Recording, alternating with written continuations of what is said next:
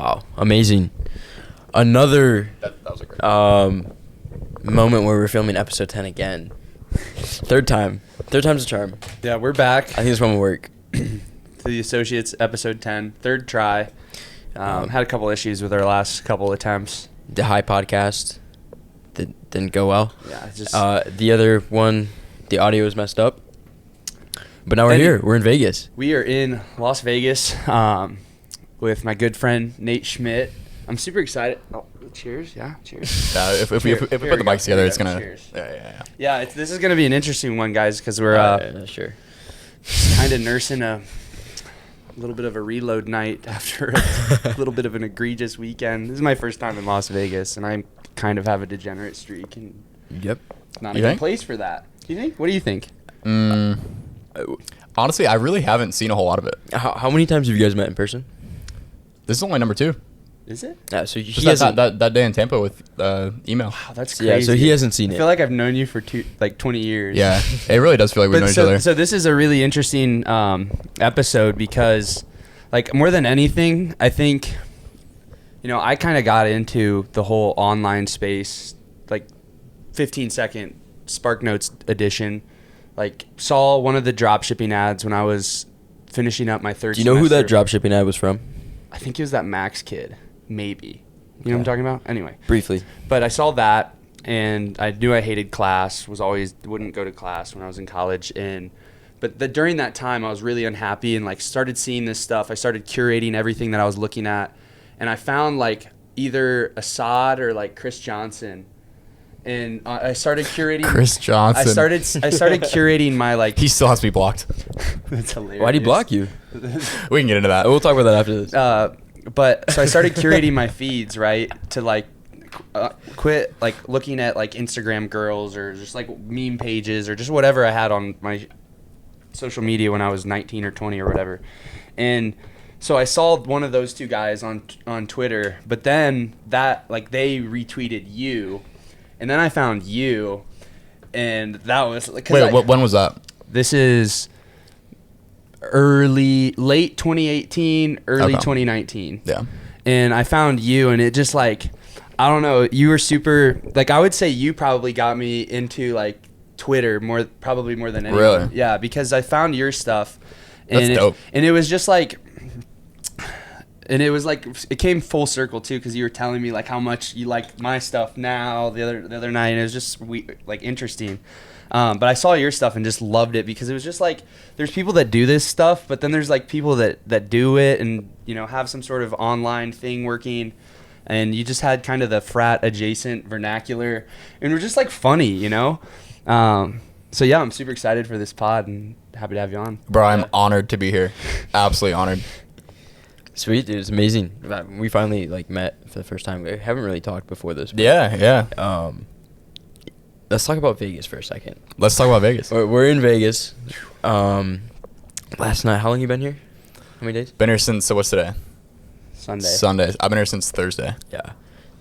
This is our first time in Vegas. Yeah. And, dude, this place is like an amusement park for like adults. Bro, it's like It's absurd. really weird. Like, it's like beautifully disgusting, amazing, fucking like, it's like everything rolled up into one, and we haven't even like scratched the surface. I feel like we've done like some fun stuff for sure. Yeah. But like, dude, just the shit that we've seen, like, we're just waiting outside last night. I guess this is before y'all got there. We're just waiting outside Caesar's Palace, waiting for y'all to get there. We just see like this fucking like 60-year-old woman blackout drunk being dragged out by the cops in handcuffs. Like, what's her story, bro? What is she doing? Like, what was she doing? What did she get arrested? Like, I don't know. 60 years old. Yeah. But it's like, dude, that's all over. Like, everywhere here. I've never seen so many fucking blacked out drunk people in my entire life. I've also never seen so many ugly people. It's disgusting. It's really bad. Gambling attracts like a very specific type of person, and it's like not a person that is particularly pleasing to look at. For sure. Yeah. Yeah, this like Vegas in general to me just feels inflammatory. Yeah. That's how. Dude, I I would feel describe dirty it. here. Like, Yeah. I feel it like reeks of filth. I feel like disgusting, but then it's like, well, we're doing like, you see all the disgusting shit, but then we're here with all the boys. We're having a good time. We're not doing like having a great time. anything like Well, that. I think it's that gross. Logan and I, we had this conversation when we first landed. We're like, okay, wait, this is crazy. Like, it doesn't look like a normal city, right? But It's not. Definitely not. It doesn't look like a normal city. But we landed and we're like, and we kind of, whenever we went out that first night and did whatever, but we talked about it, and it's like, there's two types of people that come here. Like, we're kind of aware of like the degeneracy and whatever, and like we get it, and we understand what it is, and we're here to have fun. We do it. But a lot of people just come here, and they just come here and just get fucked up, and they don't really realize what they're doing, or kind of like the energy they're putting out there, or they're just here like wasting their time. It's literally like the rat experiment with like the dopamine, you know, when they plug the rats into the dopamine. Yeah. This is like the ultra dopamine version. It's like, let's bet on sports. Let's play the slots. Let's drink. Yeah. Let's eat greasy French fries. Yeah, It's funny because it like puts things in perspective too. Because it's like really good. I feel like a piece of shit for like I don't gamble at all besides playing poker, but I love playing poker. But like even like we're at Bellagio earlier today, you know, lost like whatever $1,000, $1,500, and like that made me feel like such a piece of shit. But then like you see like, dude, you see all these people and like you think they're winning on the slot machine, like probably not, you know. There's zero chance. It's like it could be worse, I guess. No, but it is a great. You tweeted about it earlier today. Like, it is a great perspective. Just to Puts everything in like, perspective. Dude, I'm so grateful for my just cozy Miami Beach lifestyle. Like, Yeah. healthy food. Like, This is ocean. like the fucking ultimate other side of the spectrum. Yeah. And then Yeah. you have like, you know, just like very normal lifestyle on the other And I end. think it's really important to do this stuff. The more I like do it, and like Oh. every couple of months it'll just happen when we go and have a little bit of degeneracy going on. Yeah. And I'm not as bad as Logan here. No, you don't think so? No. I don't go as crazy, but I do it to a degree where it puts Nick's seen me at my worst. At my worst. it puts things into perspective for me, and it just like makes it so much easier to go be creative, go be productive when it's like time to start. Like, Yeah, working I again. saw your you like it was like a tweet that you posted on your Instagram story, and it was like, you know, don't feel bad about partying, like go out, you know, have Yeah. fun, and then like after that is when you have like the most creative juice. 100%. I You're, feel like, like, dude, to recharged. me, it's not even about like necessarily. I mean, it definitely is because actually, I don't know, bro. I don't know what it is because to me, anytime I do something like this, like we're always fucking partying, you know. Mhm. But I don't know if it's the partying or if it's like just being in a different place where you just have like new scenery, you know, new things to do, whatever, and then you go back to like your normal lifestyle and you just feel like kind of rejuvenated. I think it's both. Yeah. I definitely think it's both. Yeah. So and Kinda circle back to the Vegas degeneracy. It's been a fucking really. I probably had the equivalent of 7 Red Bulls yesterday. Like honestly, not probably. You did, bro. No, you I had more watched than you. that. I watched you do it. Like you drank. I think we you counted drank this so many. morning. Dude, I was worried about you, bro. You had 10. when we when we got to Caesars, like, and I had to leave the little lounge thing, dude, I put on Chad's fucking Apple Watch, and my heart rate was like 110, just standing there. But the meatball sub saved me, and somehow we kept the show going for another 6 Bro, I hours. was so confused last night. Like we're all eating, and you're like, I was like, "Are you not gonna eat?" And you're like, "Oh no, I'm good." And you too, you're like, "Yeah, bro, I'm like starving, but like, there's nothing here I want to eat." And I was like, respect, like, yeah, there was nothing there I wanted to eat either, but like, we were gonna go drink, so like, I needed to eat something. But like, I was watching him to make sure he's good, and I like went back. I'm like, all right, I'll have a couple of like meatballs or whatever. But I was great after that. yeah, you were. But I was a little worried about you. I was like, yeah. Yeah, I'm either literally an angel or a demon. Like, there's no in between. I have 2 speeds. Facts. It's like I won't touch plastic, and I'll eat nothing but animal products and fruit. Like, get then- 3 hours of sunshine and work out for 3 hours, or it's like we're ripping it hard. And that's just my 2 speeds. But anyway, aside from the Vegas, Let's jump back to bullshit- the Twitter stuff. Well, I would love to. Kind of how Nate started. Yeah, so I mean, for anyone that's not listening, which I'm sure a lot of the people listening probably are aware of who Nate Big Dick Schmidt is, the OG of just like, I don't know, I feel like you're one of the, and nobody does it like this anymore, it feels like, but one of the like first people that like just built a really like cool, like I remember your fucking periscopes with the double solo cups, just like Bro, I'm still doing that to this day. yeah, like just being an idiot, kind of, you know, just like putting that out there, and have, you know, you still have the piece of you that's like, all right, when it's time to get things done, like we're gonna do a great fucking job. But so for anyone that's not familiar, and I know you have some recent updates that are like big stuff, we can't go super specific, but I would love for you to just kind of like intro you and what you're about and just kind of your story a little bit. Okay. That's kind of intimidating. I'll try. Should I look at the camera or should I look at you? Like, I'm confused what we should do Just here. look wherever you Yeah. feel most comfortable. All right, I'm going to look at the ceiling. So, no, I'm just kidding. So, yeah, my name's Nate. I'm from North Carolina. I was originally born in Chicago. I am 25 years old. You Oh, fucking really? boomer. Yeah, thought you were- I'm old. I didn't know you were 25. When is your birthday?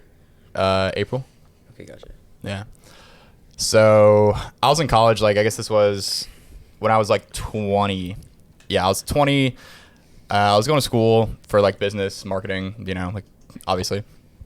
And then Was it like a normal, like basic, like, I assume you didn't go to like a community college. Like you went. no, To I went somewhere to bigger. I went to NC State University. Okay. Yeah, which is like in my hometown. Like fucking, I've spent like my entire life there basically. Facts. Raleigh, North Carolina. Shout out. So I was in school and I was basically like, I guess this is a pretty relevant part of the story. Like there was like an event, I guess, that like kind of happened that like really like catalyzed my move to like want to do something for myself. I was basically dating this girl. Her dad owned and I don't know. Yeah, you probably do know this. Maybe not. Her dad owned like a big marketing company. So I started dating her, and then I got an internship with her dad's company because, like, at that point, like, the thing to do With Pops. was, like, you need to get an internship. You know, if you want to get, like, a job out of college, you got to get an internship. It's going to look really bad if you don't have one. So I got this internship with her dad's company for the summer. It was probably, like, I don't know. It must have been, like, April of 2017. Long story short, this girl was insane. I broke things off with her in a not very clean way. She just like really, I'm like a super even keeled dude. Like it takes a lot to get me mad, and like I lost it on her, bro. And like long story short, she fucking got me fired from the internship like 3 days before it started, and then I was like, oh shit, I'm not gonna have an internship on my fucking resume. I'm gonna have to. I was working at a pizza delivery place, delivering pizza. You deliver pizza too, didn't So, you? dude, I used to, Italian food, yeah? Pi- Same thing. Pizza's Italian food. Okay, So whatever. yeah, it's like pizza and pasta, whatever. I would literally whip the Honda Accord and like switch between Migos, and then I'd like, of course, would be like on Twitter, like, oh, what new copywriting tactics? I didn't know that you deliver pizza. I did. I would listen to your Periscope. Bro, honestly, like if you're a young dude it's a looking great to save job. some money, probably the best job you can get. Like, bro, I was just driving around fucking smoking cigarettes, like making $20 an hour. Dude, I was listening to fucking Lil TJ and Yeah. sending cold DMs on Instagram. Bro, trying fire to job. close clients. Fire job. Dude, I mean, you know, Friday or Saturday night, I'd walk out of there with like $200. Yeah. Like yeah. in just tips. Straight like, cash. Not even, you know, not even salary or Fuck the anything. IRS. But anyway, that like kind of like made me realize that like, oh shit, I'm not in a good position if I want to get a decent job. Because like the last thing like I was like super afraid of was that I was going to graduate college and then get like a $50K a year job working for a marketing agency. Yeah. So I was like deathly afraid of that. And then when that internship fell through, I was like, okay, I need to figure something out so that I can make money on my own. And then, dude, I mean, I did the fucking, you know, the typical story, like Googled how to make money online and then just saw a bunch of shit. And it took me like probably, I don't know, I mean, if that was April 2017, I probably figured out. So the first thing I like learned about was copywriting. And that was like the thing where I was like, okay, this makes sense to me. Like I'm good at writing. Copywriting is like, you know, if you're like totally uninitiated, it's like, you know, writing for, to like write ads. to sell, basically. right, Yeah, to sell. To sell, yeah. So I started looking into that, and then I spent like the entirety of my, I guess that was my first semester, junior year of college, just like in the library learning about all this stuff. And all my buddies were like super confused, like my roommates and stuff. They were like making fun of me. They were like, "Where are you at, dude?" I'm like, "I'm at the library." And like they're like, "Where are you at?" I'm at the library. And they literally like they had like this like running joke that I was like smashing one of the librarians or something, like that I was like there all the time because that's literally all I did. I was just in the library 24/7, just like on my laptop, trying to learn about how to make money. I did that for like 6 months, and then basically it was like, okay, I've learned a lot about this stuff. I think I can figure this out. And then I went to try to get a few clients to do copywriting for, and I started writing emails for a few companies. Started making a little bit of money doing that. Got into drop shipping, And then You said it started in April. How long did it take you to get from that April point to like when you first like got it going? like when I made my first money, or like when I like actually started making like real money. Like your first money, like got a couple clients, you know, copyright is starting to rip. So that was April when I like decided that I need to figure something out, and then it was like January or February of the following year of 2018. Of 18. Yeah. Oh wow. So like I was like trying to figure out how to make money, and part of that, part of what I wanted to do was create like a personal brand, and like grow my Twitter account, because I guess another pretty relevant part of the story is when I was trying to figure something out, my roommate introduced me to this Twitter account called Wall Street Playboys.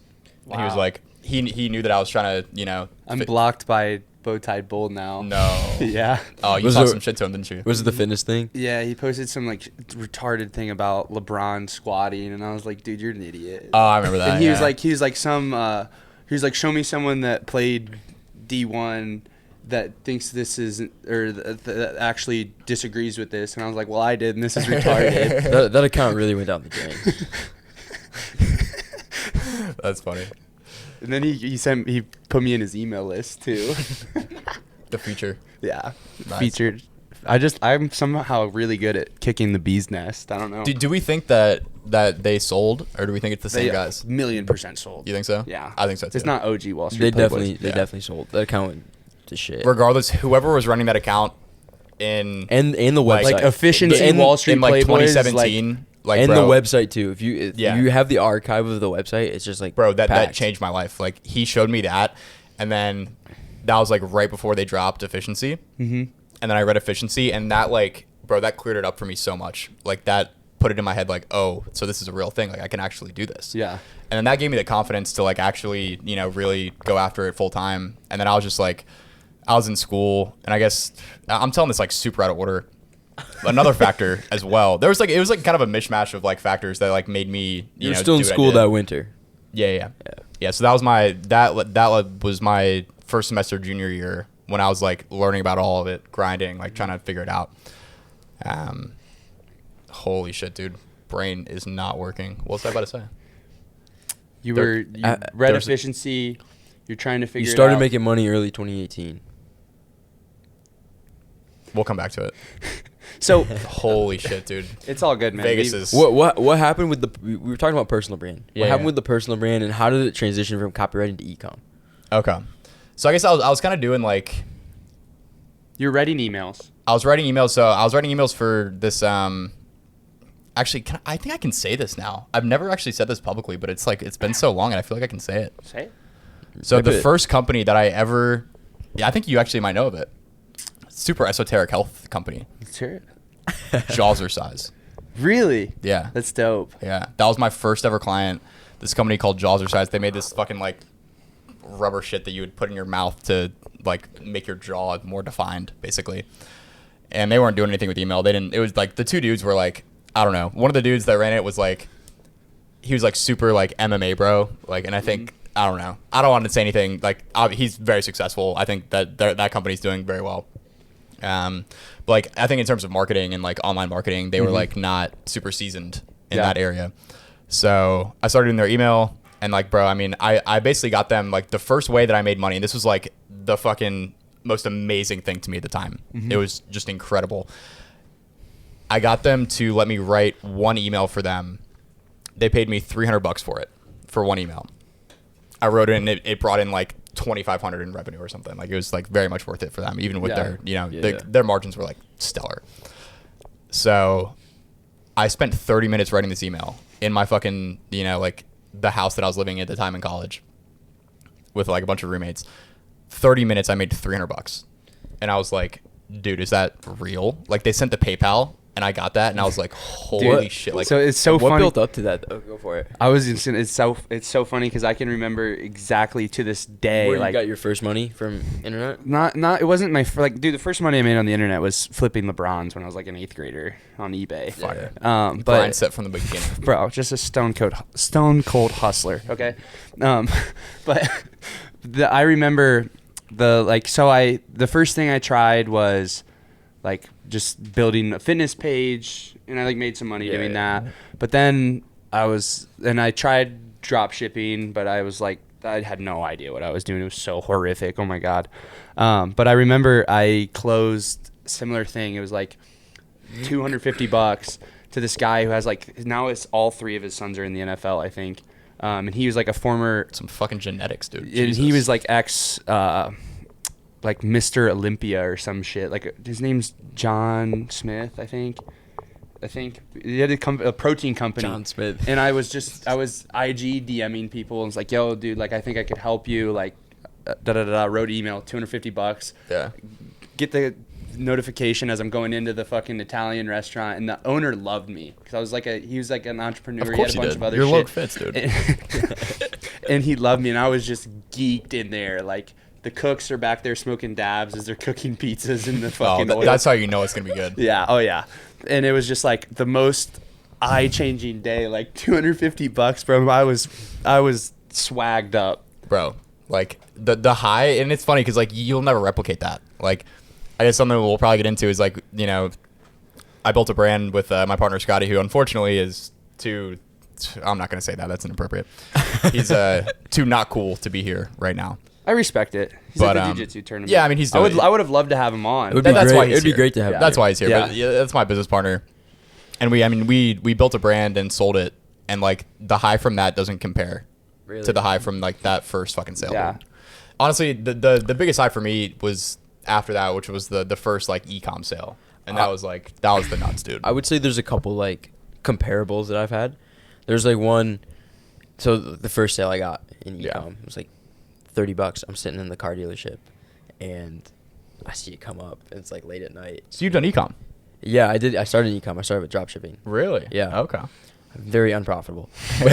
Yeah, my first sale I lost like $30 on. Yeah, I was But running like it was Google. still- I was running like Google ads for some. It was. Dude, I don't want to talk about it. You lost her, dude. My Bro, first store. can you imagine like going back and seeing like all like the first things that we did? Oh like, my God. I would I was love- such a. I would I love to had look back at that, Heinously bro. incompetent. Like, the Heinously. stores are. I still have a couple of the emails from the old stores. It's so bad. Dude, But- my first store was, I had this was right when like, so I dropped out my last semester in college. Like we were LAN party grind set Fortnite, right? That's when Fortnite was like the shit. So after we get done with football practice and like, yeah, let's run it, fellas. Like a little wind down for the night. And but then I dropped out, and then PUBG came out, but it was super new, and I knew about it because my like buddies who were like really big gamers were like, Yeah. "Oh, PUBG's way better." Yeah, was it PUBG? I think so. I know. I think No. I think PUBG came out before Fortnite. No, what was the third one? There was like another one. I don't know. I don't I was remember. never really super into those games. I don't even remember what it was. I was a Modern Warfare 2. I don't know guy. anything about I'm a it. Black Ops 2 kind of guy, but No, you got into but it so late. there was like another like battle royale game that was coming out.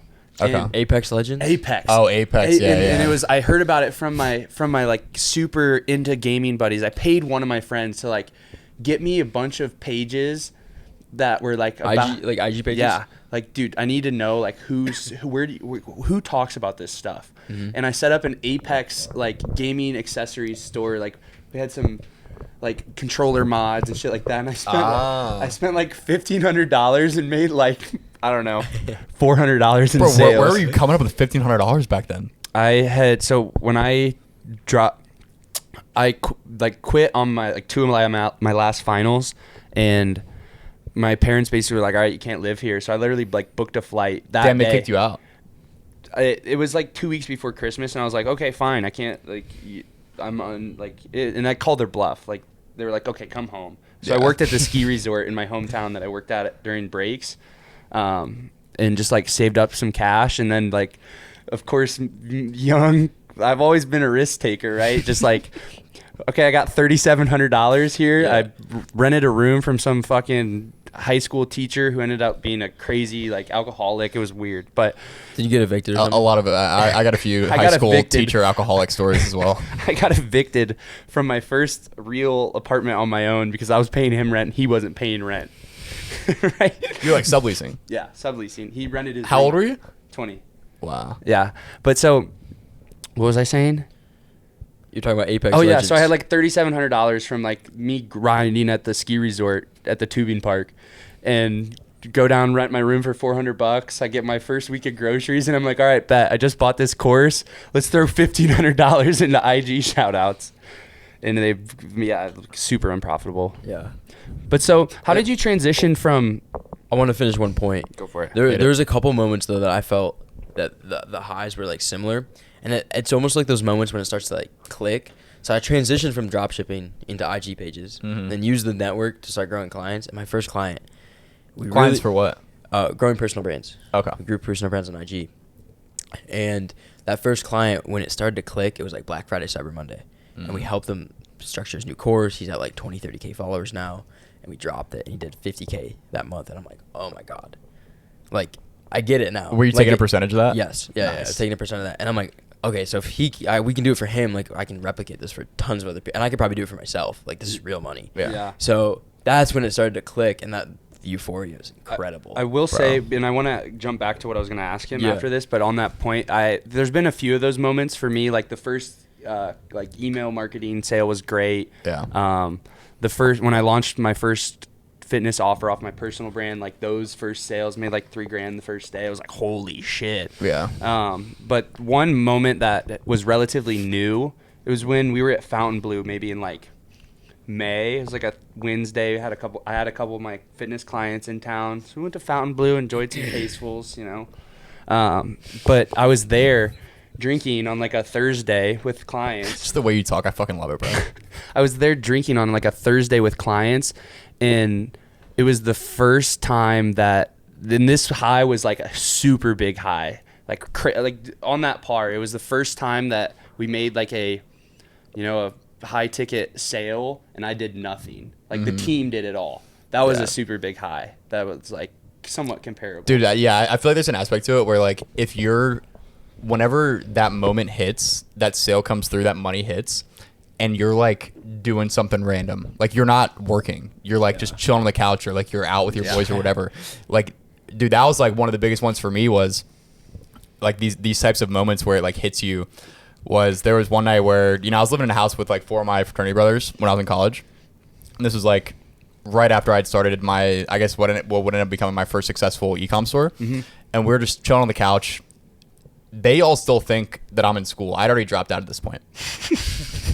I didn't tell anyone, bro. I didn't tell my roommates. I didn't tell, like, the only person I told was obviously like That's my parents. Definitely a big mistake I made. And then like my one closest friend, eventually I told him. I think that's the way to do it. Yeah. To stay private. But like with they it. all think I'm still in school, bro, and I'm just chilling on the couch. They're also sitting on the couch like doing homework for some class, like just like fuck, dude. Like they were struggling with it, like just super pissed off, and I'm just chilling there on my phone, like laying on the couch, like probably fucking like had just smoked a joint, was just like high, and like 3 sales came in like 20 minutes.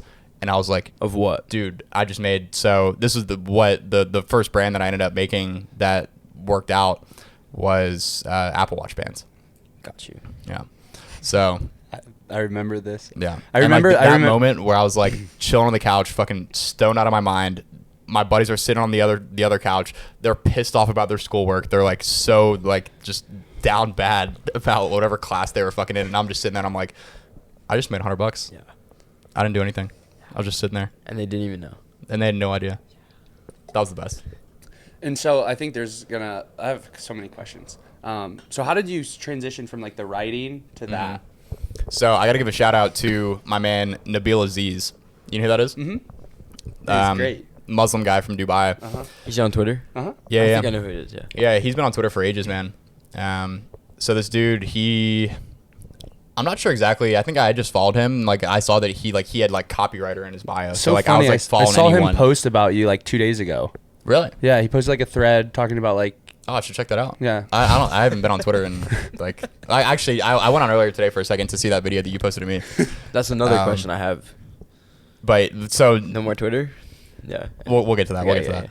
So yeah, so this guy Nabil, he had copywriter in his bio. His tagline was, I think it was most expensive copywriter in Dubai. And like I thought that was like a sick tagline. I was like, dude, like you're the man.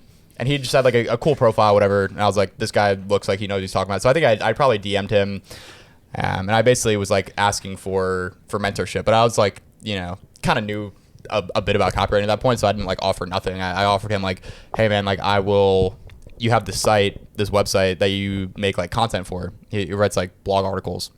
And I was like, I'll write articles for your website in exchange for you to, like get on a call with me, for like 20 minutes, like I'll write a 3,000 word article.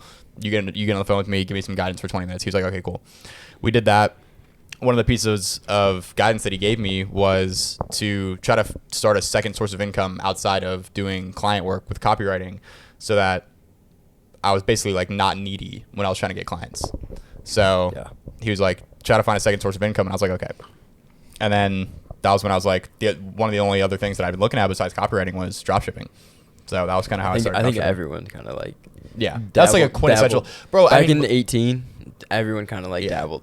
Before I knew anything about it, I was just like one of those guys who was like, this isn't a real thing. Like I didn't think of it as like a viable thing to do. It was like, I think dropshipping is one of the most marketed like things by gurus like ever. For sure. And well, dude, it's got like the best optics of anything. Yeah, it's like it clouds your judgment so much, because there's 10 different guys. Wait, there's like 50 different guys. It's just the greatest offer of all time, dude. It's like you don't have to touch the product, and you work for 10 minutes and make $50,000 a day, traveling anywhere. Yeah, yeah, great. 100%. So continue. So that was basically how he gave me that piece of advice. I started looking into dropshipping, and then this is actually it's just like so, I don't know, it's like serendipitous how it happened, bro. Like I just randomly came across his account on Twitter called Online Hustling HQ, and he had like posted a few things about dropshipping. This is back in this was December of 2017. So I guess I had probably met him. It was like all kind of happening at the same time. I might have messaged him before I met Nabil. It was like right around the same time. And I messaged him and like been like, yo, actually, I wasn't even trying to like meet up with him. I was trying to grow my own Twitter account. So I had my own website, and I'd written an article, something about marketing. I forget what it was. It was something about copywriting. Okay. So I'd written this article, and I was like, hey man, I wrote this, like, do you think it's dope? Like, retweet it, like try to get it out there. I'm trying to grow my account, whatever. Yeah. And I think the account only had like 1,200 followers at the time, so he wasn't getting a shit ton of DMs or anything. He got it. He read the article, and I think he was like fairly impressed by it, because like one of my like I guess main natural skills is writing. Like I've always been like in school on the SATs, like that was always the thing that I had done best at, was writing. So I wrote this decent article. He thought it was cool. I messaged him. I remember it was Christmas Day 2017. And then we just started talking back and forth, and he was telling me about what he did. He did dropshipping. He had a few stores, and I was like, I'm interested in that. I want to get into it. And he basically became a kind of mentor to me. This random online, anonymous dude, Online Hustling HQ. This is Scotty, right? And this is my business partner now. Yeah, wow, that's very interesting. Yeah. Okay. This is coming. Were you? Yeah. No, let me ask you. When you were looking at dropshipping, were you like, oh, I can use my current skills to like go and do something in this space, or you're just like, I just need a second source of income? I mean, I think I'd been learning about marketing, and it was like all kind of congruent. Yeah. Like to some extent, it wasn't the exact same, but I was really attracted by the idea, like, like we were just saying about like not having clients, because I had, at that point, I mean, I probably had like 3 clients. I had Jazzercise and then like 2 other like kind of like fitness / supplement companies. And I just didn't love the idea that I didn't get paid unless I was working. So I was trying to find something where my time and my income were not connected. And then dropshipping like kind of became that answer. Sure. And so then was the straps your first store? Not the first store that I made.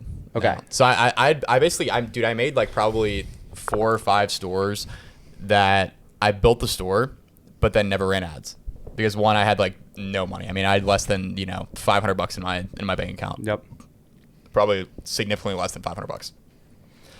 And then I was just like scared, bro. Like I was doing all this stuff, and I was like, I don't want to spend money on this. Like I barely have anything. Like what am I going to do?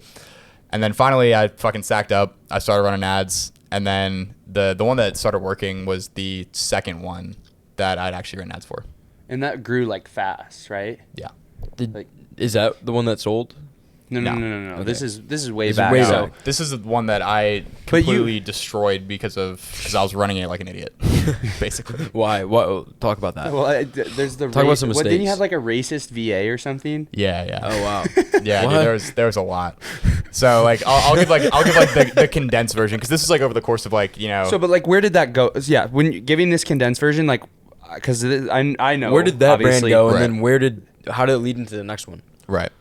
So I started that in February of 2018. It popped off like right away. Like I was running Facebook ads at February $5 a 2018. day. So you just got the copyright and stuff going, Yeah. and then you just jumped into this. Wow. Yeah. And I was doing both at the same time, and I was also trying to grow my Twitter account. So I was doing like 3 things at the same time. And then I started running Facebook ads at $5 a day. I was doing some Instagram shout outs, of course. Yep. They were working. Like I would pay. So it was Apple Watch bands. There were only like 2 decent sized Instagram accounts that had, more than like 50K followers that were about just Apple Watch bands. Yeah. So I would just I was hammering them for shout outs, and they were working like crazy. So then that was working, and then I started running Facebook ads like $5 a day. And then it was bringing in like 1 or 2 sales a day, and I was making probably like, I don't know, maybe 30, 40, $50 profit. And then it's just so funny to look back on, because I was like, how do I make more money?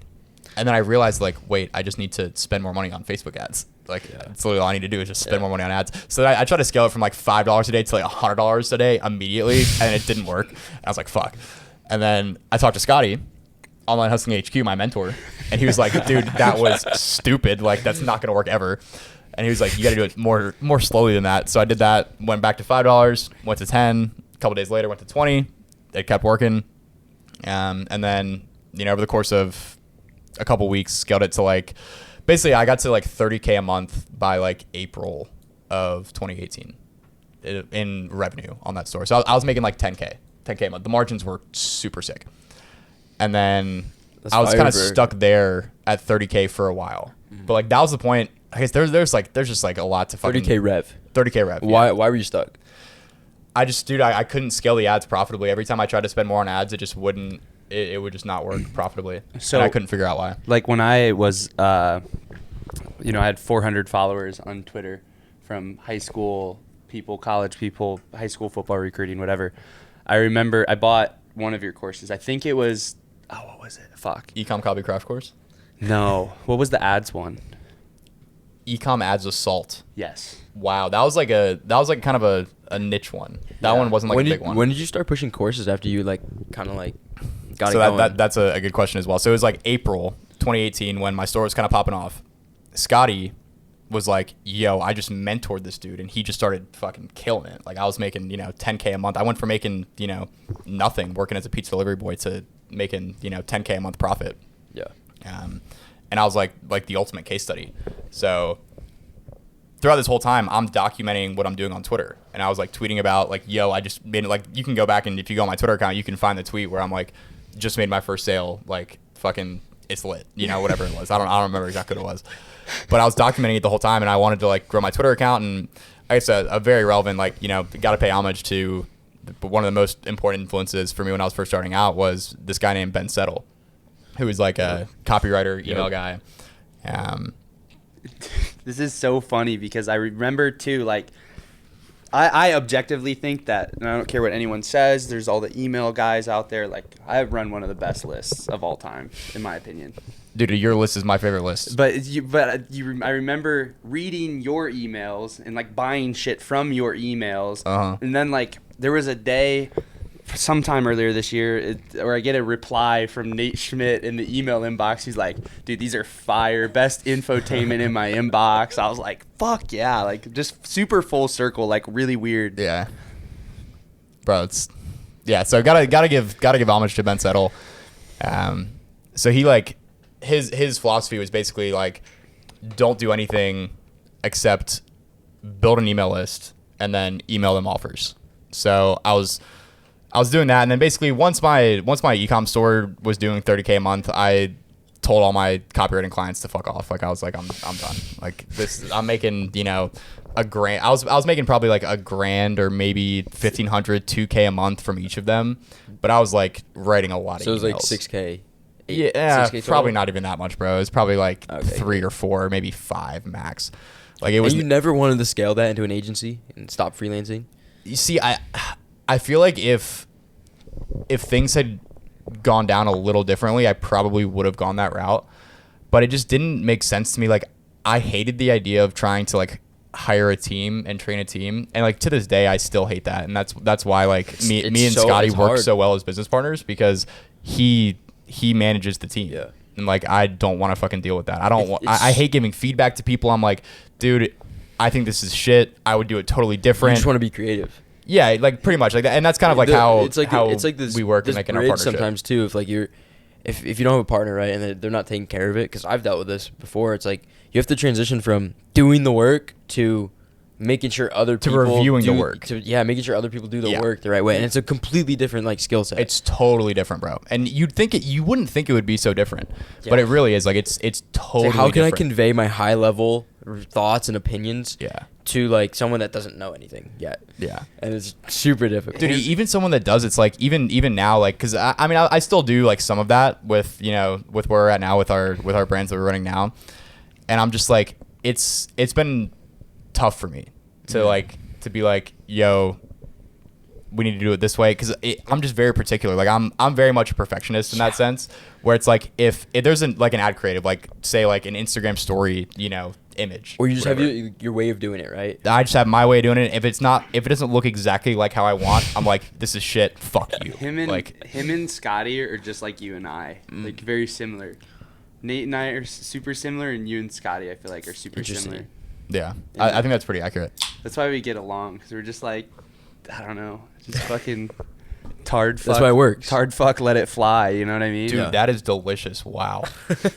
Shout out to High Noon Watermelon. So you not sponsored. Not sponsored. Okay, so scaling the store and getting to the next store. You scale the store, like what? Because I remember you like that store did $1 million, right? That store did 1.5 mil rev, I think. Yeah. And so you scale it up, like what happens? So I got stuck at 30K a month revenue. This dude approached me on Twitter. He messaged me, this Indian dude named Sunny, and he was like, yo, I want to run your ads. And I was like, honestly, bro, fuck yeah, run my ads. Like, I can't scale this. We made the most ridiculous deal.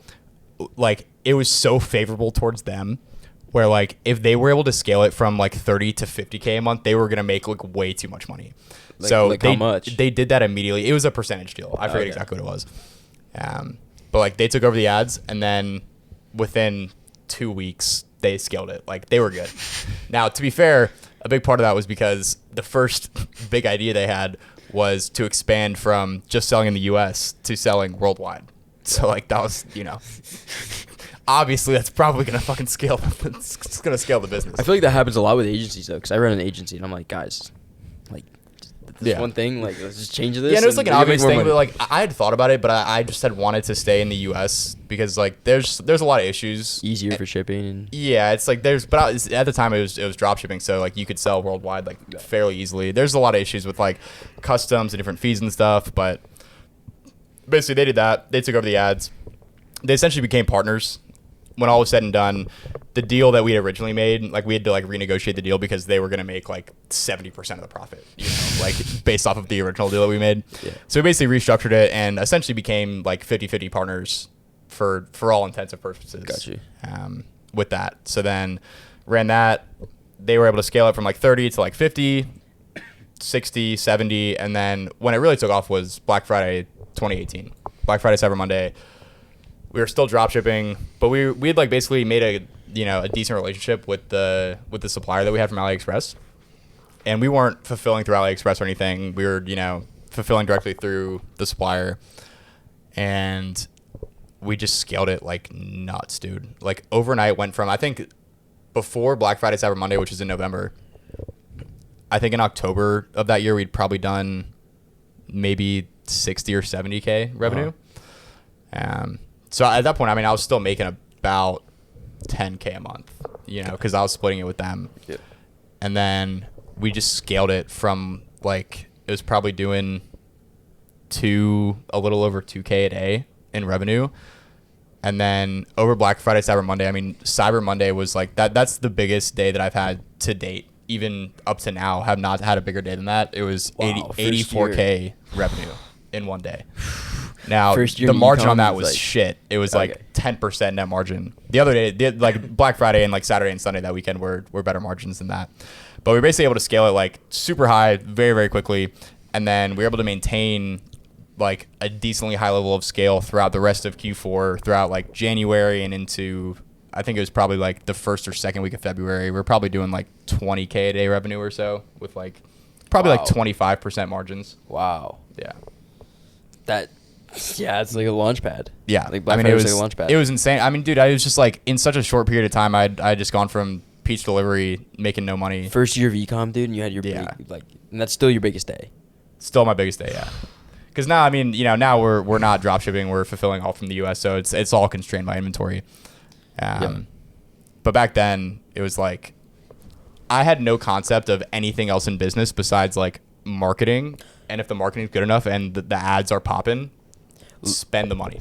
Let's talk about how 100%. Let's talk about how shipping times have changed from back then to like now. Because I feel like now you have to have shipping times that are like on point. Like back then, I was getting away with like 3-week shipping. Like yeah, I think the overall market has definitely become wiser. Like even now on some of our brands that we fulfill from the U.S., we get comments on our ads like, "Oh, this is drop shipped from AliExpress."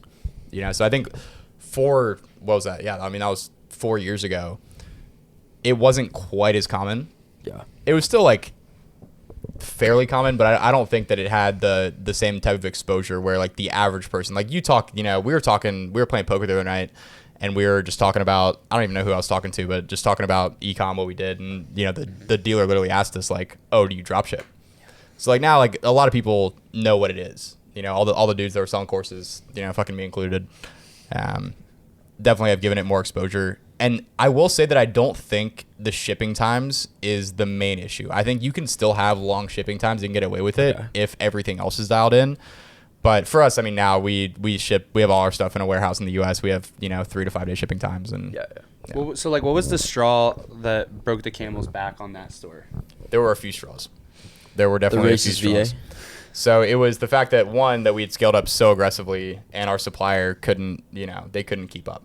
We thought they could. They were telling us like, this is one thing you got to understand with like dealing with Chinese suppliers. Oh yeah, they'll sell you the dream. It's in a like half. they're not the most straightforward type of people. Yeah, I've been trying to buy shorts. I get it. Yeah, Keep going, bro. It's a The, nightmare. they'll tell you like it's all about saving face. In their culture. So even if they can't fulfill all, I mean, dude, we had when we were doing that type of volume, and we had like 1,000. I think the biggest day, I think we had like 1,700 or 1,800 orders in one day.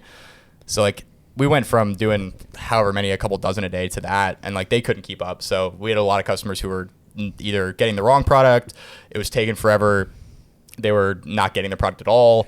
There's a lot of issues with fulfillment.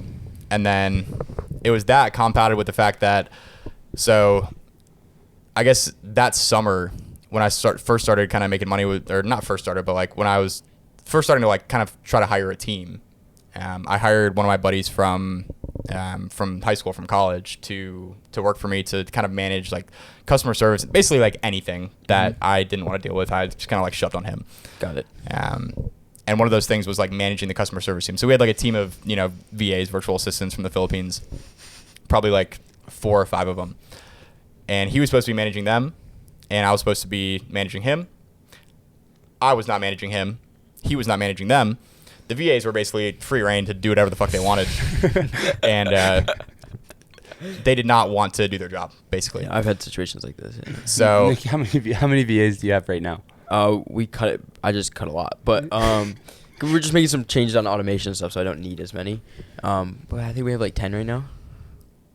Yeah. But I deal with these situations a lot. Dude, Where it's just like, I'm VAs doing it, and then it doesn't get done. Yeah, VAs are very interesting because like if you find good ones, they are invaluable. And you keep, like they you are keep them. So I mean, we have one who's been with Scotty, I mean, for 5 years now, and she's awesome. Like she will be with us for life. Yep. Until she fucking dies. We've like, dude, we sent her money to like have like pay for her dad's like heart surgery, like crazy, like whatever. We'll take care of her, whatever it is. I have some crazy VA stories, dude. Yeah. You keep going. VAs are interesting. So basically, we had a couple of VAs who were not being overseen, and they were slacking on responding to all these emails, and we had hundreds or thousands of emails that were going unanswered, or in the case of probably the most electric of these examples was we had one VA who was a dude who we hired because he was like one of our existing VA's husband, whatever. We're like, we kind of like to keep it. Oh yeah, that happens all the time. Yeah, keep it in the family. Like, if she's good, then, he'll probably be good. He, for whatever reason, was incredibly racist towards Indian people specifically. So any orders from India, anyone who had messaged our, like, we had like a Facebook, the Facebook Messenger, whatever. And this was so fucked how I found out about it too. He was saying the most egregious shit to these people. Like what? What? It was like someone would message the support and be like, hey, I've been waiting for my order for XYZ days. Do you have any updates on when it's coming? Like, super polite. Mm-hmm. And then he would reply like, can you fucking wait? Be like, what do you mean can I wait? And he's like, because you fucking Indians can't wait, that's why. Like, just like some like terribly racist shit. Like, I don't know, is there like beef between Filipinos and Indians? I'm not entirely sure. Apparently with this guy, that's there hilarious was. though.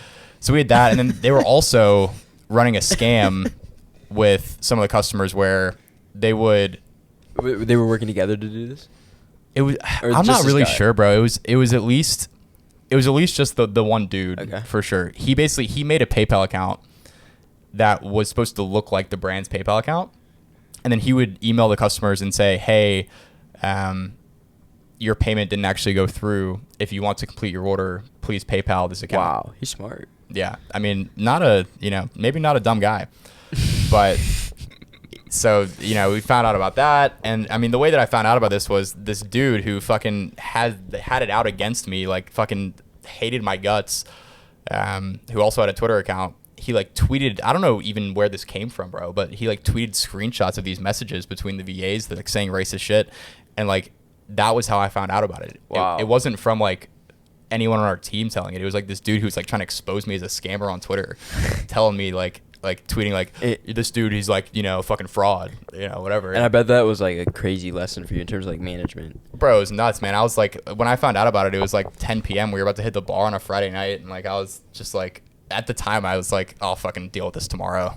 But yeah, I mean, after that, basically like did a deep dive into the business and realized the scale of these issues, and then decided the only option was to stop running ads, to basically shut it down. Wow. And we had to refund. Not even scale back? No, bro. I mean, when I went into like the email account and like saw how many unanswered emails there were, I was like, dude, like we can't continue running this. Like, yeah. we have to do something about this. So we basically stopped running ads. We spent 3 months going through, fired all the VAs, and then me and my boy that worked for me that was supposed to be making sure the VAs weren't doing shit like this. We went through and we responded to all the emails. We refunded probably like $50K worth of refunds. And then by the time that we had finished that, it was like 3 months later. Yeah. And then you're like, new store at that point. So yeah, it's a little complicated. So basically before that, I had realized that drop shipping was like not the way to do it long term. For sure. I was like, this is, I feel like if you get a little bit of it going, you realize that really quickly. Yeah. And I was like, so this is not the way to do it. So, months before this had even happened, we had started the process of developing our own custom product and trying to really improve the quality as well and like make it like really high quality. So we had started that process months before. I got Scotty and then the two dudes that were running my Facebook ads, Sunny and Amin, to basically invest in the inventory, so that we could buy inventory for this brand and like turn it into a real brand. Ship from the US, do everything the right way. Pause for a second before you keep going. Hey, what were you doing with all your cash at this point? Because I see all these ecom guys. Oh, dude. I was spending it, bro. I see all these ecom guys just blowing it. Not doing anything. I'm actually glad it happened that way, because I learned a very valuable lesson. Yep. But I bought the M3. I went on very extravagant vacations. I was taking my friends out for dinner at least twice a week, paying for everything. We were buying, 3 rounds of drinks each, 2 rounds of tequila shots each. And at this point, all your friends know. Like, how'd you break the news to your friends? Bro, I'm not even sure, honestly. pulled up in the fucking Empty. in the beam. Well, so actually, I guess going back, so what I did, well, like the first month that I had made 10K profit, I decided that what I wanted to do was travel. So I just dipped, bro. I went to New Zealand. Wow. I was just like, I'm gonna go somewhere fucking random, and then I didn't think this through whatsoever. I got there. It was the middle of winter. It was like May. You know, it's in the southern hemisphere, so it was cold as fuck. I had not packed for anything. It was just brutally disgusting weather. So I stayed there. I ended up staying there for like 2 weeks, and then I like quietly came back to my hometown and like didn't really tell anyone but like my closest homies because I was like super embarrassed that I was like, "Fuck you guys, I'm out. I'm rich now, bitch, and I'm traveling." And then I came back like 2 weeks later, and I was like, "Yeah, okay, this maybe wasn't the move." Okay, so you're blowing your money a little bit, so you need to get the inventory funded. Yeah. So I actually didn't have the money to fund the inventory. Got it. So we were doing crazy scale, right? When we placed the order for the inventory, we were doing, you know, 400 or 500K a month revenue On the drop shipping. Yeah. and you probably cleared what? At least almost $1 million profit, maybe? No, I mean, it was like 1.5. So like 1.5 rev? we did like, there was like 2 months. It was basically like the total amount was like 1.5 mil rev. Okay. But like 2/3 of that came in like December and January. Got it, yeah. In like 2 months. Okay. So we were doing this crazy level of scale, and that's when we ordered the inventory for the new brand, which wasn't supposed to be a new brand. It was supposed to be the same brand. But then all this shit happened, and then I realized, fucking check Trustpilot and Reddit and, you know, all these places, and they're like, this store is a scam, and I'm like, holy shit, dude, like, what have I done? So we changed the name. I got the homies to invest in the inventory, and then basically the big mistake that I made was I was trying to improve the quality of the product so much that the cost of goods just skyrocketed.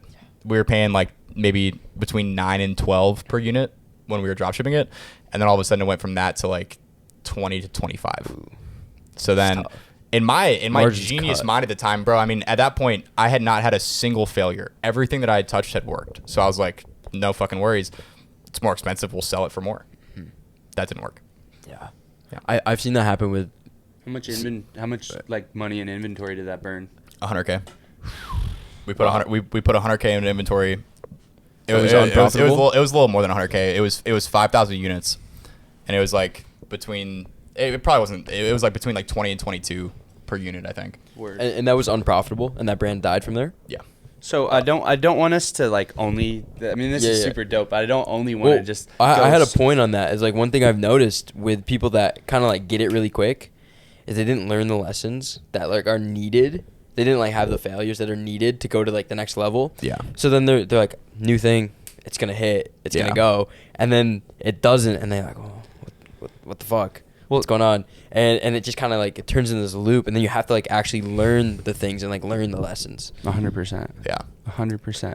But so I don't want to like keep it all super fucking technical. Yeah, of numbers, course, of course. e-com, whatever. Why are you laughing, Cam? I was blowing it. Nick hates vapes. Yeah, I hate It's vapes. hilarious. Oh, next time I'll blow it right in your face. Yeah, I bet. please do. But so I don't want to keep it like super technical, nitty gritty numbers, e-com, whatever. We could have so much more things we can talk about. Yeah. But This could be a 5-hour podcast. easily. But I do want to mention too, but like just kind of wrap up the e-com arc, because you are an e-com cowboy these days. Yeah. We Soldier. spent a lot of time like on my first year, but that was like 4 or 5 years ago. Yeah. That was like 4 years ago. Yeah, and so you've been in the trenches, and I know like last time, so you sold your first, is that your first exit? So fast forward to beginning of 2020, I partnered with Scotty, the dude who was originally my mentor. Partnered with him. We built a brand. He actually started it, and it was literally like he started it January 1st, 2020. Cool. And it, dude, I mean, COVID like just made it pop off. Yeah. Like that time was crazy. Motherfucking pandemic. Dude, it literally was the pandemic. Like that shit popped off.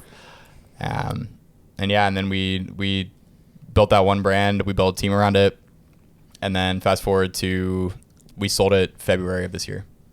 That's awesome. And you said you can't talk about numbers? I can just say that it was a 7-figure exit. Got it. That's High, low? Relax, Nick. Come on.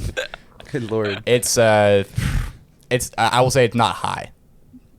Congrats, bro. Yeah, That's so dope, though. sweet. That's super dope. Big congrats. It was pretty cool, man. We honestly like the brand wasn't super ideal. Like there were like kind of fundamental flaws with it in terms of I don't know how specific I want to go with it. There were issues with it that made it so that we were like, we didn't think we wanted to run it for the next 10 years. Yeah. So we were kind of like, okay, we basically decided that we wanted to see what we could get for it. And then we got an offer and we were like, yeah, let's do it. That's sweet. Yeah. So like to wrap up the e-com stuff, because I want to talk about not just e-com with you, obviously. What do you want to talk about? We have so many things we could talk about. But like, what would you say? Is there anything like big and like especially now, like zooming out, slight bender with the fellas in Vegas. Slight. Like would there be anything that's, you know, as you zoom out at it and look at it like big picture, that was like the lesson that you kind of took from all this, like having all those different things, like, or maybe a couple of things that you think just really were impactful to you being able to build like something that you could sell? I don't know. I mean, there's a lot, bro. Yeah. That's a loaded question. Yeah. I would say, I mean, for one, it's like, you know, before I got into all this stuff, I didn't think any of it was really possible. Mm-hmm. So like, you got to realize that like all the shit you see that's like being advertised, you know, like you see all these people selling courses on stuff, like all that stuff, as much as like all those dudes are fucking obnoxious and like you hate seeing that, it all works. All these business models that you see, like they're not fake business models. Yep. Like they all work. There are people making money doing all of these things, affiliate marketing, e-com, whatever. So I'd say like just knowing that, like that's like a really important thing when you're first starting out, is just like understanding that it actually is possible for you. You know, if you're a decently intelligent person, you have like a solid work ethic, you can make it on your own. You can. And like the bar is a lot lower than you think it is. You know, it's like to make, dude, I mean, what do you need to live? You need to make $3,000 a month after tax. It's not that much money, bro. Like, I don't want to say anyone can do it, but like a lot of people can do it for sure. So that was like one of the biggest things when I first realized that it was possible for me. Like that was a huge like epiphany. And then I'd say, I mean, just from like the collapse of, you know, that brand, like if I had run that like less of an idiot, I think that would probably be a $20 million a year brand. Wow. Like at least like it was like one of the first brands selling Apple Watch straps. Like it was, I happened to stumble upon one of the best, you know, things that I could have done, you know, and it was like, you know, quote unquote luck, skill, whatever it is. The customer, like just having a focus and like really, really, really making sure that your customers are satisfied. That's like our number one priority right now. And if I had that mindset back then, I'd probably be a lot wealthier than I am now. So I'd say there's probably a lot more that I can go into, but no, that's a great answer. And I think too, it's you know, it took what you sold, you know, 7-figure exit took what, 5 years, 4 years? 4 years. 4 years. It takes a lot longer than it always takes a lot longer than you think. Always takes longer than you think. But you just have to put the time in to get there. And so like, yeah, we have so many other things we could go transition. I'd love to talk about Twitter. Yeah. And your personal brand and what made you want to do that, and then how you kind of viewed that, and like why you've kind of like stopped. Yeah, so I guess that's like, I think because you've been kind of asking me about that since we've been here too, is like, why aren't you, you know, making YouTube videos, tweeting or anything like that anymore? Because you could be huge. Yeah. Like huge. So I guess like background, you know, I was like very into that. That was one of the first things I wanted to do, was build my personal brand. Before anything else, bro, like before I wanted to do e-com, before I wanted to do copywriting, like that was the thing I wanted to do, really. Because I saw the first like big influence I had was that dude, Ben Settle. And that was kind of what he did. So I went super heavy on that, documented my whole journey doing everything. With Scotty, he dropped a dropshipping course. I guess we were about to get into that earlier, but we didn't quite get there. He dropped a dropshipping course. I affiliated it and made like stupid money selling that. Like it was 50-50 deal. It was like he was selling it for like 300 or 500, and I was making, you know, bro, it was to the point where like my real life friends were buying it. Like they were like fucking, like it was so compelling. Like the people who knew me and like had seen it, they're like, I'm trying this shit. Like it was nuts. Okay. But I think now, I guess like, so I was making, you know, I was tweeting. I grew my Twitter account. I think I probably have like 38K or something on Twitter, and it's been like that for like 2 years. I built a YouTube channel a couple years ago. I remember that. I haven't remember made a it YouTube launched. video in like a year and a half now. Honestly, bro, I got kind of tired of like the initial reason that I stopped making YouTube videos, because that was like the thing I was going like pretty hard on for a while, was YouTube. And the reason I stopped making YouTube videos was because I felt like I was losing my edge with ecom. Because basically how we had structured the business between me and Scotty was I ran Blue Ocean, which was our, YouTube ecom courses, info, that side of the business. And then he ran the ecom side of things. And we did that for like a year plus. And I was making these videos about how to do ecom. But you hadn't done it. But I wasn't doing ecom. Yeah, you weren't in the game. Yeah, I wasn't in the trenches. There's a lot of guys like that. Like Yeah. The guys that sell Amazon courses that don't do Amazon anymore. Well, bro, or at all. it's very tempting because the money from that is so good. is 95% profit, and it's quote unquote easier. So you pulled back. You were like, I can't do this anymore. Well, I was like, bro, if I'm gonna be making videos about how to do it, I need to. Like, I was at the point where I was like losing confidence in myself about if I wanted to, could I even start a new store right now? So, I had to like get back in the trenches. Boy, had to get back in the lab. Yeah. Simple, really. So I stopped making YouTube videos. I stopped tweeting, and it was I just started focusing on our brand, and then we sold it, and then at that point, like, I was still kind of unsure of myself. Like, do I still have it? And then But you're turns crushing out, it right now. fuck yeah, I do. Yeah. So when are you coming back? I don't know, bro. I don't know. I just missed the meme pack. Yeah. It's just a nice addition. Bro, I mean, like, a lot of it was, I just, like, felt like I wasn't, it was really, like, to like, kind of oversimplify it, it was, like, imposter syndrome, where, like, I just didn't feel comfortable, talking about all this stuff when I wasn't sure of myself if I was good at it. Got you. Now I'm at a point where, like, we sold our brand. We've since started 4 new brands, and I started half of them, for my own ideas myself. So, like, I'm like, I'm pretty confident in myself in that respect, but I just don't have the desire to go back to that because, like, for what our goals are, like, bro, would it be nice to make, to start selling courses again and to, be making, multiple 5 figures a month, maybe even more, just cash flow doing that. It'd be nice for sure, especially right now because, right now our brands aren't really producing any cash. We're just basically putting all the money that they make back into inventory. But I just want to focus on that, bro, because that's the thing that I think, like, long term is going to be 100%. what's going to make us the most money. The same amount of energy into that. Yeah. It's just long term. You can exit all of them. Yeah, and I think, like, it's as easy as it seems from the outside. I think it's underestimated how much work it is to really build a personal brand well. Yeah. It's hours, bro. Like, it's all day. That's a full-time gig. Mm-hmm. Yeah. It's And I think you two know that probably better than That's anyone. what I've been doing for the past 2 years is building clients' personal brands. Yeah. And I know it's like, dude, we need videos. It's like, they're trying to run their business while pump out videos and like be on camera for their personal brand. It's like, it's tough to balance. Like, I see it. Yeah. Just trying, and people that we're now helping do this, like, at scale somewhat. It's really just like, there's so much that goes into it. And, like, if I was going to do, and this is, like, the challenging thing, we were talking about this earlier, is, like, the personal brand is, like, honestly the most ideal way to make money, but it's not scalable and it's not sellable. Yeah. Like, you can't multiply yourself if you're the face of it. Like, you're you can't, no one else can make Nate Schmidt YouTube videos. No one else, like, even no one else could tweet like you. Like, you are you, So, like, for what I want to do with building these brands, I feel like I have to just put 100% focus into that, or I have to put 100% focus into the personal brand. And I think For sure. this is the, for now, this is the route I want to go. We'll see. I think in a couple years, maybe I go back to that because, to be honest, bro, I really enjoy it.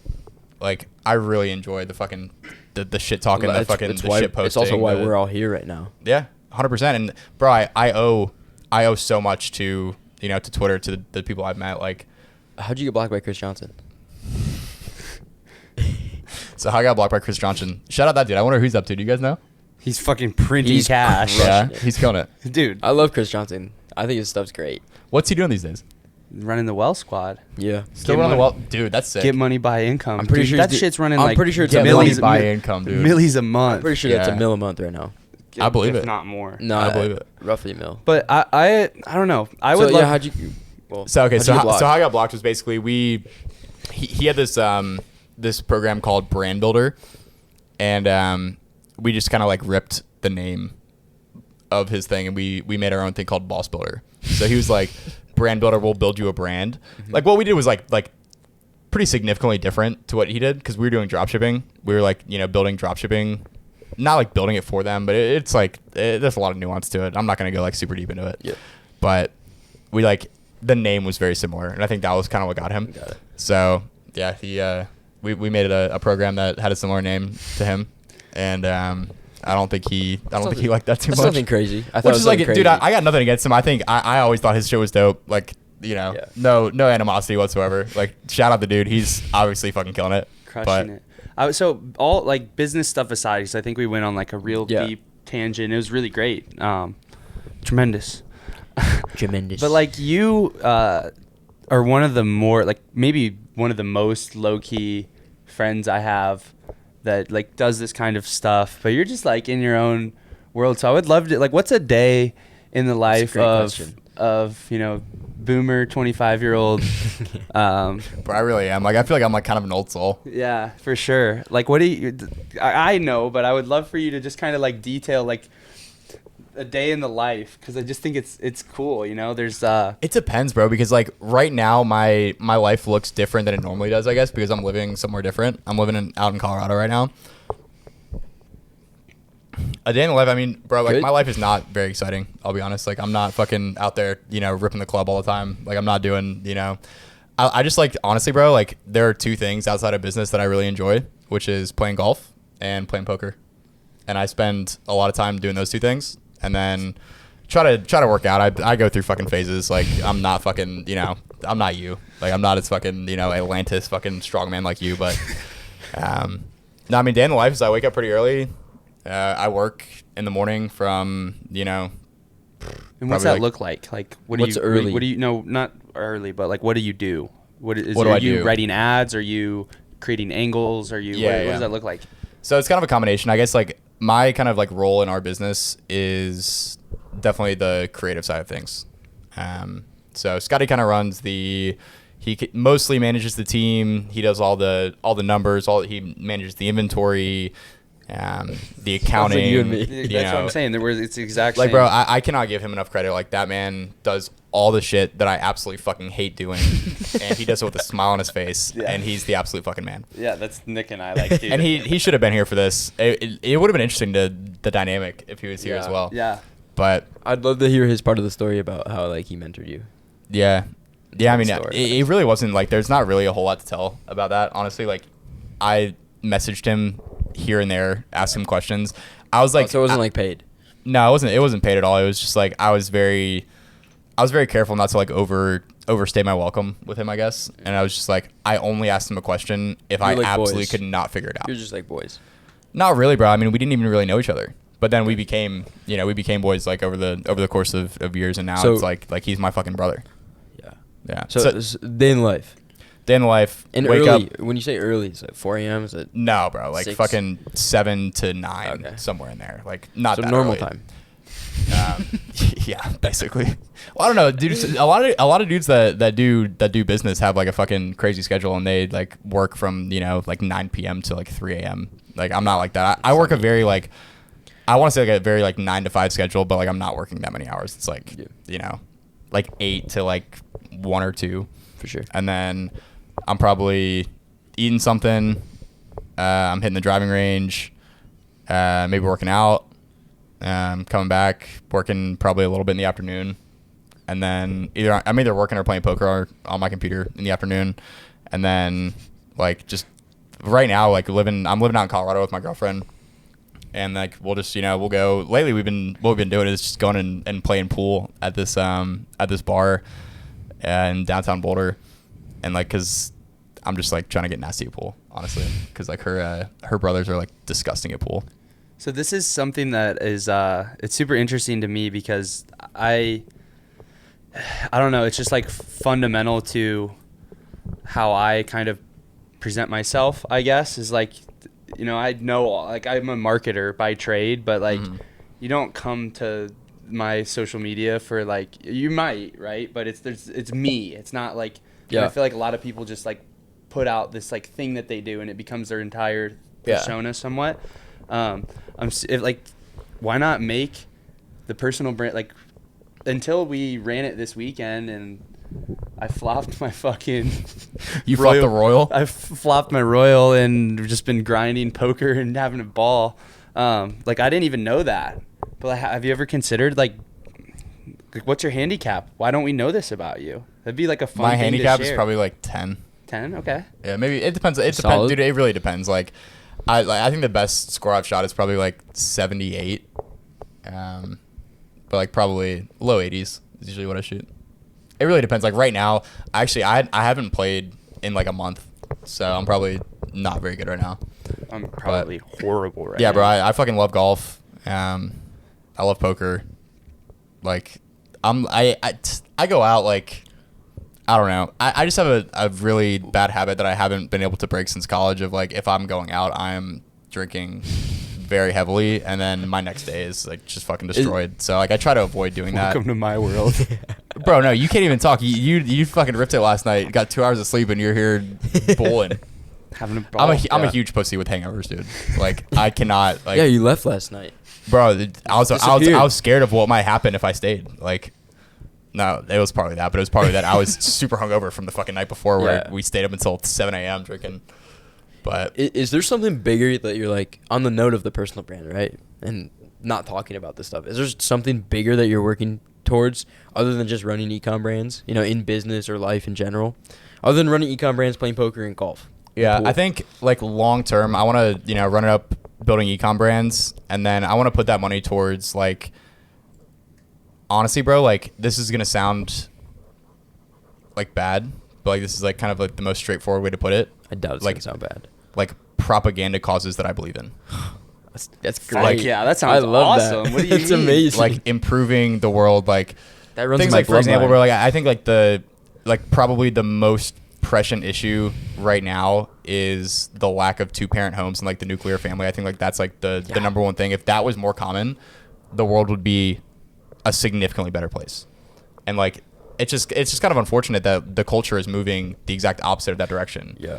So like when I have, the type of money to be able to really influence the world, like that's what I want to put it towards, is like things that I think are going to actually improve the world, which I think is like what everyone kind of has in mind. But I don't know.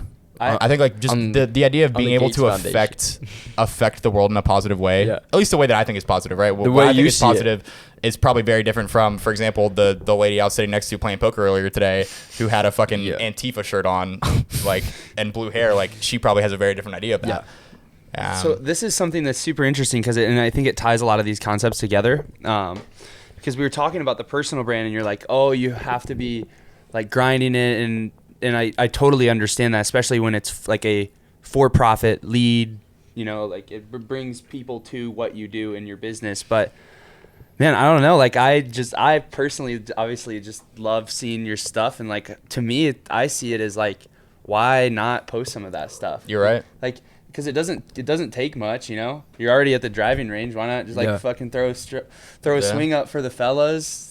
Mm-hmm. You know what I mean? Or like you Could do. Yeah, just Could do. I think that'd be a cool thing. You've honestly, like, I really haven't considered it until I came here and you started kind of talking me into it. I might. That you absolutely should. I might. I think you're losing a lot by not. I think, dude, you're probably right, because just even outside of like any sort of like good I could do in the world by doing that, the amount of good I've done for myself, just like fucking tweeting and just meeting people through that, like, bro, if I hadn't done that, I wouldn't have met you. Yeah. Wouldn't be here right now. Yeah. Yeah. It's, So go go for it. I was just gonna say it's like super, like doing that process forces you to really like building a brand and building a personal brand and putting your ideas out there in that way forces you to really get clear and concise on what it actually is you believe in and what you value. Yeah. And I don't know, I think it's a super impactful, like you almost learn you don't actually know it until you can kind of teach it and spread it It's just a really for me it's been a humongous personal development tool. Yeah. To just like and it's so crazy because I can go back and look too and see, especially when you start to like focus on it and consciously understand like what you're doing with it. Mm-hmm. I feel like you then are like you can then evaluate it and then you learn from it and then you can like build. That is a good point, because then like, bro, especially if you look back like what you're tweeting a year ago, 2 years ago, you're like holy shit, like. Yeah. Like, there's no purpose. That's like a point. Like I think that is pretty common on Twitter too. Is like if you're not looking back at what you were thinking, what you were doing 6 months ago, Mm-hmm. like GBH, like I'm not the same. And star that I was 5 minutes ago, 30 seconds ago. Like you should be looking back at what you did in the past and been like, yo, that was like kind of like you're like cringing at it a little bit, but you're like, I've grown since then. So, question for you. You said you have a girlfriend. Yeah. You said you were dating another girl before that. But you're a young, handsome man with money, a lot of money. What's your mindset on girls and that type of life when you have the freedom to pretty much do whatever you want? Yeah. I think that I just found I found a really good girl, man. And like there was part of me that like kind of wishes that I didn't meet her until later. So I could go out and be a degenerate all the time. But like at the same time, it's like I've done a lot of that. I did a lot of that before I had any money. Like, bro, you don't need money to pull. Sure. Like, So like I did a lot of that in college. I did a lot of that before I met her. And it's like, is that worth as the young genius Kanye West once said, one good girl's worth 1,000 bitches. Clip that for TikTok. Presley, we need you. That's immediately. great. TikTokers gonna hate. No, but it's like, is it like when you find that girl, is like, there's a lot of things I could be doing for sure, and like I do think about that sometimes, but the weight of the scales, they lean towards that. Yeah, for sure. Do you think it helps you in business? People say that, bro. Like, I don't think so. Dude, I don't think it really matters either way. We've been talking about this a lot recently, and I'm like, just kind of, I don't know, had like little flings, I guess you might call them, something like that. They'll last here and there, whatever. But I don't think it helps you, just because I feel like for me, like I love, and maybe it can, right? It's just personal preference, really, at the end of the day. I don't know. I like having my edge a little bit, and I just feel like there's just like, I don't know. I just like. You think like being single like gives you more of an edge in business? Yeah. Yeah. Yeah. Interesting. I think it's funny because I was thinking that you were gonna say the opposite, that like having a girl makes it so that you can focus more on business. I think the opposite. Yeah. But also think it depends on the person, right, and how disciplined they are. Because I think a lot of guys just get a girl and then they have the girl and then they like stop working out and then comfort they get super comfort. I wouldn't do that. Yeah. That's not me. I've felt like that before for sure. Where I've been like, bro, like what's the fucking point? Like. Yeah. But like I'm already the fucking man. Like why do I need to go to the gym? For sure. Dude, that was how I felt like all like growing up, like even in high school and shit. Like I would be like, if I could pull, like why do I need to go to the gym? But like that's not why you should do it though. It's like you do it for yourself. You don't do it because like it's gonna help you. If you, I don't know, unless you're like fucking obese or something. Like that doesn't fucking matter either way. It's like you do it for your own well-being, I guess. But I don't know. It's definitely interesting the dynamic. I think that if you're the kind of guy that's gonna make shit happen in business or whatever it is that you're into, make it happen regardless. Exactly. You're gonna make it happen regardless. It doesn't matter if you have a girl, if you're single. Like, I agree with that completely. I just like, for me personally, I like having like, I just don't like like if I don't want something there, right? I just want to be like obsessive about the shit that I'm doing and just let that be that. I don't know. I think like, I don't know, like you can only like, how much time are you dedicating? It's like before, so like right now, like I'm living out in Colorado with my girl and we're living together, so it's a little different now. But before it was like, we lived in the same city, but we didn't live together. Mm-hmm. We hung out, 3-4 times a week? Yeah. In the evenings. Mm-hmm. She's working all day, I'm working all day. It's like, it's not really taken away from business. I guess if like, there's definitely an argument for, you could be spending that time, on a Tuesday Tuesday night, you could be fucking grinding. The but way like, I look at it is like you spend that time anyway, like scrolling Instagram, messaging other Yeah. girls. Like that's kind of how I look at it. Yeah. That time's gonna be used regardless. yeah. Maybe more so. It's an interesting thing. I think the only way that it affects you negatively if like you're single is if like you're just one of those dudes who's like super obsessed with chicks. Like I've met dudes like like particularly dudes who, and like not I don't mean this in a negative way towards them at all, but like dudes who are trying to, you know, like girls are their main thing. Like that's their main focus, is like the only thing they're trying to do is like set up dates, swipe Tinder, you know, like fucking fuck chicks. It like, I don't think there's anything necessarily wrong with that, but like to me it's just a matter of like your mental capacity. You have X amount of hours in the day, but to me it's not even about how many hours you have, it's about where's your mental energy. That same going outreach to. could have gone towards clients. Yeah. Instead of messaging girls on Tinder, you could be sending cold emails, dude. Yeah, facts. I'm not saying that's what you should be doing, but you could be.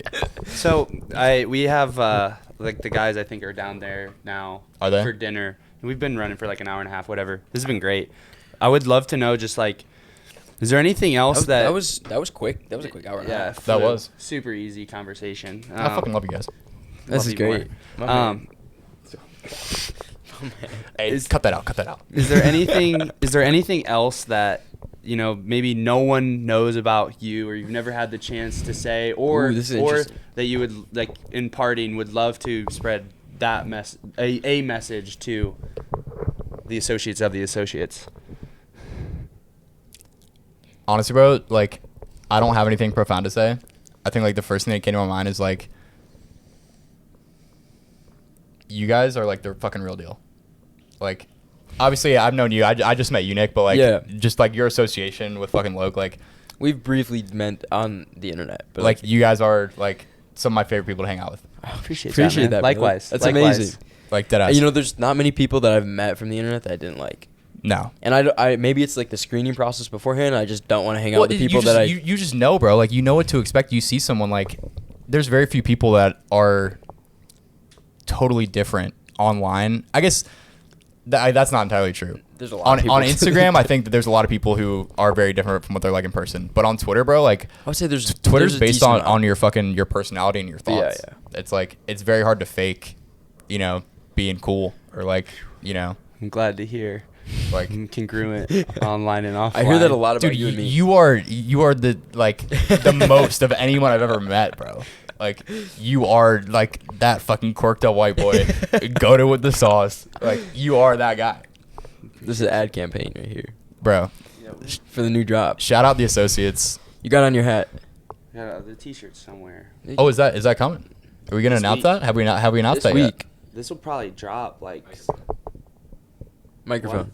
Oh, this will probably drop like right around when the drop opens up. Have Camo you Heavy's teased ready by the morning. hat or the shirt yet? Yeah, Okay. a couple times. Just making sure that you're promoting. yeah. Yeah. Fitsxfits.com. Cup of tea. Yeah, I was gonna say, like, what should I promote? Like, I'm I down got, bad. I got nothing to promote. I'm down bad off poker, guys. Come support. Hey, we're about to go lose more. Well, yeah, you're probably slumping, but I'm Yeah, gonna go, it's bedtime for I'm me. gonna go lose some more money. I've slept like literally legit. I feel like 4 hours this weekend.